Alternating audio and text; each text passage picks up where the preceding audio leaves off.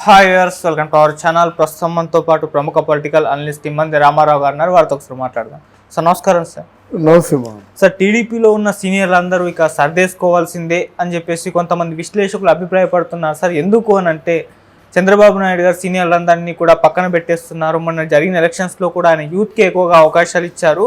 ఇప్పుడు నామినేటెడ్ పోస్టులు భర్తీ కాబోతున్నాయి కదా సార్, ఇక్కడ కూడా 90% యూత్కి అవకాశాలు ఇవ్వబోతున్నారు. సీనియర్లందరినీ కూడా పక్కన పెట్టేస్తున్నారు. ఆల్రెడీ వాళ్ళకు కూడా సంకేతాలు ఇచ్చేసినట్టుగా వార్తలు అయితే వినిపిస్తున్నాయి సార్.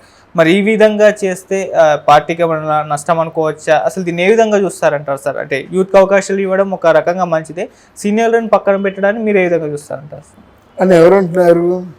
కొన్ని ఆర్టికల్స్, కొంతమంది విశ్లేషకులు ఈ విధంగా అభిప్రాయపడుతున్నారు. అది ఇంత పూర్తి ఒక కొలిక్కి రాలేదు కదా. నామినేటెడ్ పోస్టులు ఉన్నవి అవి ఎలా సర్దుకోవాలన్నది ఇంకా కొలిక్కి రాలేదు. అంతకుముందు మన జనసేన పార్టీకి 40 ఇస్తూ ఉన్నారు, లేదు ఇంకంతకంటే ఎక్కువ కావాలన్నారు. అలాగే 10 బీజేపీకి ఇస్తూ ఉన్నారు నామినేటెడ్ పోస్టులు, అది కూడా ససేమీర అన్నారు. ఇంకా నామినేటెడ్ పోస్టుల తాలూకు పదవుల పందేరం పూర్తి అవ్వలేదు. అంటే తొందరపడి మనం మాట మాట్లాడడం ఏమిటి? అందున ఒక ముఖ్యమంత్రిగా ఇన్ని అవకాశాలు సద్వినియోగం చేసుకొని మంచి పేరు తెచ్చుకున్న ముఖ్యమంత్రి ఈరోజు చావో బ్రతుకో తేల్చుకోవడానికి ఉపయోగపడినటువంటి ఆయన జీవితంలో చివరి ఎలక్షను దాన్ని అంతా మిస్యూజ్ చేసుకుంటున్నది అనుకోను నేను. ఎవరెవరికైతే పదవి అందరూ అలాగ ఉండారండి. తెలుగుదేశం పార్టీలో ఉన్నవాళ్ళు చాలు ఇంతకాలం ఆ జెండా మోస్తాం, ఇప్పుడు కూడా ఆ జెండా మోయడానికే సిద్ధపడ్డా అన్న చాలామంది ఉన్నారు.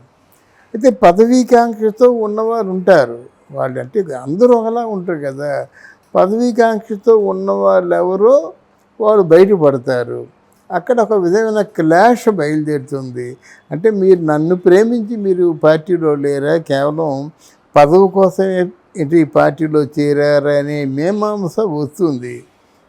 వాళ్ళు చెబుతారు ఈ కారణాల చేత పార్టీ నుంచి ఇది ఎక్స్పెక్ట్ చేస్తున్నానండి అని చెప్తారు. అప్పుడు వాళ్ళు ఆలోచించుకుంటారు. ఇంతకుముందైతే ఇద్దరు ఆలోచించేవారు, లేకుంటే ఇప్పుడు మన చంద్రబాబు చేస్తున్నటువంటి ఒక తెలివైన ప్రక్రియ ఏమిటంటే పవన్ ముందు పెడుతున్నాడు అన్నిటికి కూడా. Whether it is good or bad, is accountable. మంచిదే. ఇవాళ ఆగస్ట్ 15th పెరేడ్, గవర్నమెంటు వందన స్వీకారం కూడా పవనే చేశాడు. అదో మంచి పరిణామం. ఎందుకంటే ఏదో జోహార్ అన్నంత మాత్రంలో కాదు, లేదా మన ఇంటిలో ఒక చిన్న గుడిసేసి రాములు వారి విగ్రహం పెట్టి ఒక 5,000 10,000 పూజారికి ఇచ్చి ఇదే భద్రాచలం అనుకుంటే అది కాదు కదా. అందువల్ల ఆయనకి దైవభక్తి ఉంది, పర్వాలేదు, దాన్ని బాగానే చేస్తున్నాడు. గనక దీని గురించి ఎవరైతే ఆందోళనకారులు ఉన్నారో, అంటే టీడీపీ పార్టీ మీద అభిమానం కుమ్మరిస్తున్న వారు అందరూ వాళ్ళు తెలుసు, ఆలోచిస్తారు. కాదంటే అదిగో చంద్రబాబు నాయుడు దిగిపోతున్నాడు, ఇదిగో చంద్రబాబు నాయుడు మింగేస్తున్నారని అనడంలో వరకు ఒక ఆనందం ఉండవచ్చు. ఇకపోయినట్టయితే ఇంకా ఈ నామినేటెడ్ పోస్టుల కంటే ఆయన ఏం ఆలోచిస్తున్నాడంటే, ముందు మనకి అమరావతి పూర్తి చేస్తా ఉన్నాము, దానికి ఫండ్స్ వస్తున్నాయా లేవా, 15,000 కోట్లు సరిపోతాయా? ఇప్పుడు వాళ్ళు ఏమున్నారు, నీకు ఎన్ని వేల కోట్లు అయినప్పుడు కూడా అమరావతి మేము చేసేస్తా ఉన్నారు. ఆయన ఇచ్చిన వాగ్దానాల్లో ప్రపంచ చరిత్రలో మిగిలిపోయినటువంటి వెన్యూగా అమరావతిని చెప్పుకోవచ్చు. అమరావతి మామూలుగా ఉండదు, మోడల్ సిటీగా ఉంటుంది. అలా మోడల్ సిటీగా ఉంటుంది కాబట్టే 33,000 ఎకరాలు పూలాన్ చేశాడు. సరదాగా చేయలేదు కదా. ఈ 33,000 ఎకరాలు కూడా కమర్షియల్గా మారిస్తే వీరికి లీజ్ ఎంత ఇవ్వచ్చు? అలా కూర్చుంటుండగా వాళ్ళ భూమి ఇచ్చినందుకు లీజ్ ఎంత ఇవ్వచ్చు? ఒక్కొక్కడు కుబేరుడు అయిపోతారన్నమాట. అంటే వాడికి లీజ్ ఇచ్చి వాడికి కమర్షియల్ ల్యాండ్ ఎక్కడో వాళ్ళు కోరుకున్న చోట ఇచ్చి భూములు తీసుకున్నాడు. అది మరి ఇంప్లీడ్ చేయాలి కదా. ఒకటి పోలవరం అన్నది ఎప్పటిదో 1996-97 ఆ ప్రాంతంలో మొట్టమొదటిసారిగా మరి రాజశేఖర రెడ్డి అది ప్రారంభించినప్పుడు కూడా majority party of the Polavaram is being continued by Chandrababu. అందువల్ల చంద్రబాబు కూడా ఎంతవరకు కంప్లీట్ చేశాడు? 72% చేశాడు. దాని రెస్ట్ ఆఫ్ ది అంటే ఏమిటి, ఆల్మోస్ట్ 28% మిగిలిపోయింది. ఆ 28% కూడా మేము సిద్ధం అంటున్నారు కేంద్ర ప్రభుత్వం. 2 పెద్ద ప్రాజెక్టులు వెళ్ళిపోతున్నాయి కదా. ఇక్కడ ఒక ప్రాజెక్టు సిద్ధంగా ఉంది మచిలీపట్నంలో. అక్కడ భోగాపురం ఇంటర్నేషనల్ ఎయిర్పోర్ట్ ఒకటి త్వరిత వేగంతో పూర్తయిపోతుంది. విజువల్ శ్వాస వేయచ్చు. నేను మామూలు ల్యాండ్లో దిగిన ఫోటోలు ఉన్నాయి. తర్వాత కొంచెం డెవలప్ అయ్యి మొత్తం ఇదంతా ఐరన్ వర్క్ చేస్తారు కదా, ఆ ఫోటోలు ఉన్నాయి. ఇప్పుడు మొన్న రామ్మోహన్ నాయుడు వెళ్ళినప్పుడు అది ఆల్మోస్ట్ ఒక హైటెక్ సిటీలో ఏరోడ్రమ్ ఎలా ఉంటుందో అలా ఉందన్నమాట.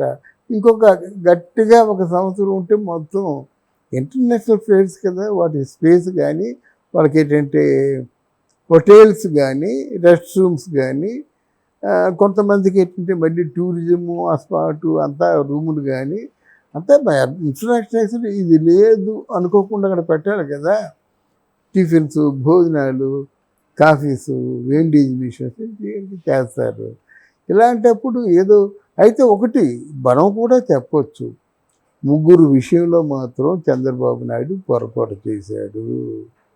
ఆ 3 ఎవరంటే రఘురామకృష్ణరాజు, మన వంగవీటి రాధ, అక్కడ వర్మ గారు పిఠాపురంలో. ఎందుకు వాళ్ళ ప్రస్తావన ఇవాళ ఆగస్టు 15 కదా, వాళ్ళ ప్రస్తావన ఉండాలి కదా, వాళ్ళ చేత కూడా జెండా ఎగిరించాలి కదా. ఈయన వెళ్తాడు అన్నట్టుగా ఎక్కడో చెప్పినట్టే గుర్తు. పవన్ కళ్యాణ్ వెళ్ళాడా? కాకినాడ వెళ్ళాడు. కాకినాడ వెళ్ళి పిఠాపురం దగ్గర కదా వెళ్తాడు.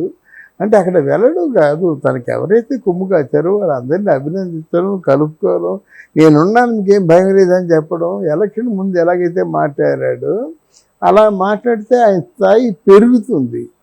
వీళ్ళు మామూలు జెండా ఎగరేసేసి నాకెవరూ లేరు అని నా స్వయం ప్రతిభతో వచ్చాను అనుకుంటే తప్పటడుగు వేసిన వాడు అవుతాడు. వీళ్ళు 3 వల్ల మాత్రం ఒక మంచి ఎలిగేషన్ వస్తుంది.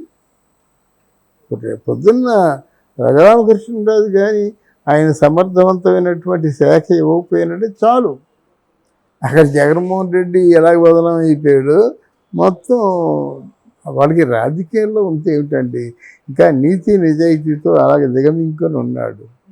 అలాగే వర్మ గారు, ఎవరా నువ్వంటేనే కదా నేను నాకు కవచాన్ని ఇచ్చేసాను, ఇప్పుడు మాట్లాడడం ఏంటి, నువ్వు ఇవ్వద్దు, కలుపుకోవాలి కదండి.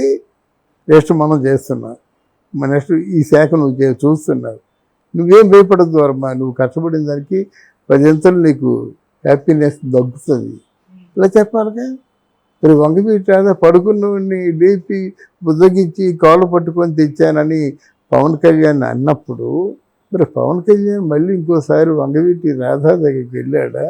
ఆయన భవిష్యత్తు గురించి చెప్పాడా? లేదు, నువ్వు ఇంట్లో కూర్చుంటే అలాగవద్దు, ఎలక్షన్ ముందు నువ్వు వచ్చా మళ్ళీ ఇంట్లో కూర్చుంటావు, నువ్వు రా, నేను చూసి చాలా యువత ఇన్స్పైర్ అవుతుంది అని చెప్పుంటే బాగలేదు. కనుక డెఫినెట్గా నేను చెప్తున్నాను, ఈ 3 విషయంలో మాత్రం కూటమి తప్పు చేసింది. Okay sir, thank you so much. Thank you అమ్మా, థ్యాంక్ యూ వెరీ మచ్.